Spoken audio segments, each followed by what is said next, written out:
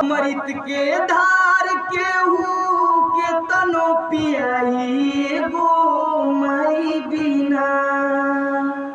अमृत के धार केहू के तनो पियाई गो माई बिना। कैसे करे जावा जुड़ाई भाई गो माई बिना।